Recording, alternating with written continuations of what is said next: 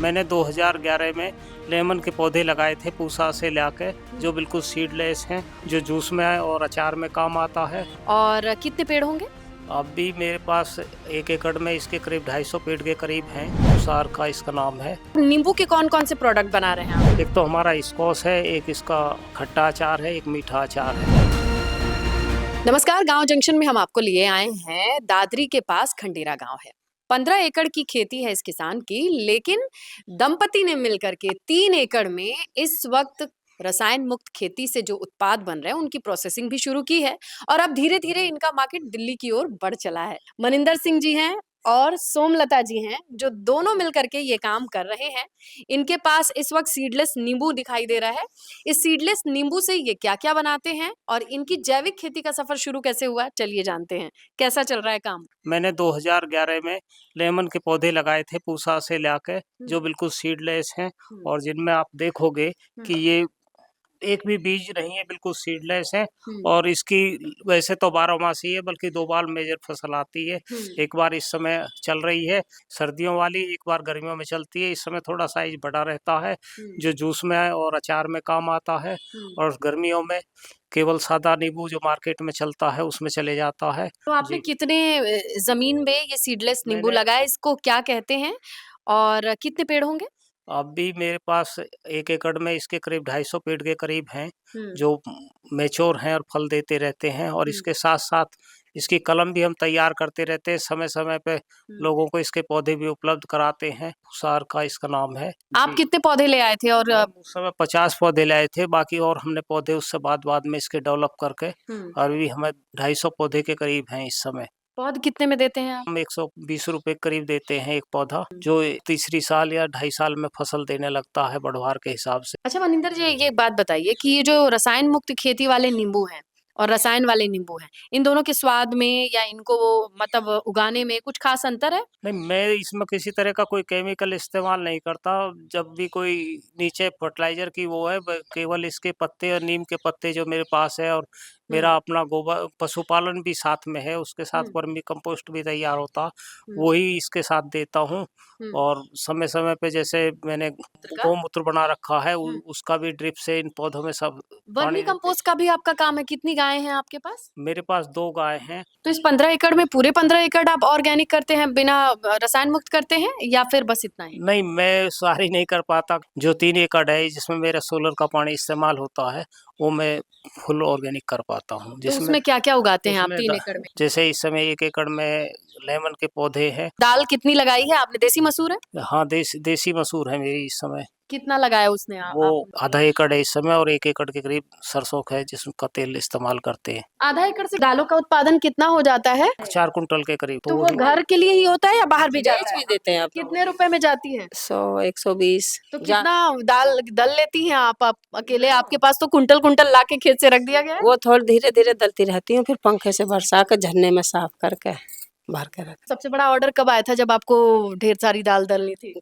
तब ये वहाँ जाते हैं ना नवेड़ा। एक्सपो में? तो हाँ कितनी किलो दाल दली? 20 किलो। कितने दिन में? 2-3 दिन में ही दल जाती हूँ। पैकिंग वैकिंग कैसे होती है? पैकिंग की मशीन ले रखी है। वो कितने की आती है? वो 800 रुपए करीब आई थी जो पैकिंग की थी। ये बताइए कि और नींबू के कौन-कौन से प्रोडक्ट बना रहे हैं आप? एक तो हमारा स्कॉच है, एक इसका खट्टा अचार है, एक मीठा अचार है। तो अचार कौन बनाता है? आप बनाती हैं हाँ जी, या मिक्स ये हो बनाते हैं? दोनों मिल के बनाते हैं? मिलके। तो आप लोगों ने कहीं से ट्रेनिंग ली है या फिर घर का पुराना तरीका है? केवीके से कुछ ट्रेनिंग ली थी। सबसे ज्यादा अचार कब बनाया था? कितने किलो? 20-25 किलो 30 किलो बनाया होगा, 1 ड्रम कर रहा है। 1 ड्रम बनाया। तो उसका अंदाजा पता चल जाता है? हाँ जी, किलो किलो के हिसाब से नमक डाल देते हैं तीनों, काला, सफेद और वो सेंधा। सेंधा नमक। हाँ जी, गरम मसाला, अजवाइन भी डाल देते हैं। तो ये ऑर्गेनिक नींबू वाले जो अचार, ये तो सीडलेस है, तो इसको बनाना बहुत आसान होता होगा। जी हाँ, इसमें हमें बीज टटोलने की जरूरत नहीं पड़ती इस मौसम में। ये नींबू जब आपका सीजन में रहता है कितने किलो बिकता है? 100-120 रुपए जाता है। बाकी और मार्केट जैसे गर्मियों में ज्यादा ऊंचा हो जाता है, उस समय रेट बढ़ जाते हैं। कितना गर्मियों में कितना जाता है? गर्मियों में तो रेट जैसे बाजार के ऊपर है, उससे 20-30 रुपए ऊपर चला जाता तो ये ऑर्गेनिक नींबू की मार्केट है कहाँ? आप कहाँ ले जाते हैं? है। जो देसी उत्पाद के नाम से जो ऑर्गेनिक की स्टॉल हैं, उनको देते हैं। वो इसका रिटेल में उनसे आपका संपर्क कैसे बना? उनका संपर्क, क्योंकि हम काफ़ी दिन से कृषि विभाग से और उससे जुड़े हुए हैं, तो मीटिंग होती रहती है। तो जी, मैं इसके साथ IARI से भी जुड़ा हुआ हूँ, तो इस तरह से संपर्क होता रहता है। क्योंकि जो हेड है वो भी समय समय पर बताते रहते हैं, उनसे भी लोग बाग पूछते रहते हैं। डॉक्टर संजय सिंह, क्योंकि उन्होंने मेरा ये गांव गोद लिया था 5 साल के लिए, तो 5 वैज्ञानिक लगातार आए थे गांव के लिए, जो जितनी भी जानकारी थी समय समय पे देते रहते थे। उन वैज्ञानिकों से आपने क्या सीखा था? तो उनसे ही सीखा था हमने ये स्क्वैश बनाना, और जो स्क्वैश की नई वो है, इसी में हमें 2017 में इनोवेटिव फार्मर का अवार्ड मिला हुआ है। अचार कितने रुपए किलो बिक जाता है? अचार हमारा 200 रुपये 250 रुपये किलो बिक जाता है। और ये स्क्वाश कितने में जाता है? 60 रुपये 80 रुपये। ये हमारी आधा लीटर की बोतल है। ये बताइए कि बहुत सारी बीमारियां लगती हैं, जैसे पत्तियां मुड़ जाती हैं नींबू की, लीफ कर्ल होते हैं, वो सब के लिए आप क्या बचाव करते हैं? उसके लिए हम इसमें गोमूत्र का छिड़काव कर देते हैं, और जो हम पानी देते हैं दिन के समय देते हैं, तो जो कीड़े वगैरह हैं, वो पक्षी वगैरह जैसे और पेड़ हैं तो उससे उतर कर उन्हें बीन लेते हैं। ऐसी कोई ज़्यादा समस्या हमें इसमें आई नहीं। खाद कितनी बार देते हैं? खाद जो मैंने गोबर वर्मी कंपोस्ट 2 बार दे देते हैं, और इसके साथ इसके पत्ते और नीम के पत्ते, इसके नीचे बिछावन लगी हुई है, ड्रिप से पानी देते हैं, और बिछावन ही उसमें नमी बनाई रहती है, खरपतवार और उनकी रुकावट होती रहती है। सबसे बड़ा ऑर्डर कौन सा था? पीछे हमने एक्सपो में सप्लाई दी थी, वो हमने काफ़ी माल तैयार किया और उस समय निकल गया था जब। सब बिक गया था? जी, कितना थोड़ा किलो तैयार किया था? करीब 50 किलो के करीब अचार किया था, 20 किलो के लीटर के करीब ये स्क्वैश तैयार किया था। लेमन आंवले की चटनी की थी तैयार, आंवले का अचार किया था तैयार, तो उस समय निकल गया था। वो सारी चीजें बिक गई थी। बिक गई थी। एक्सपो में कितनी कमाई हुई थी आपकी?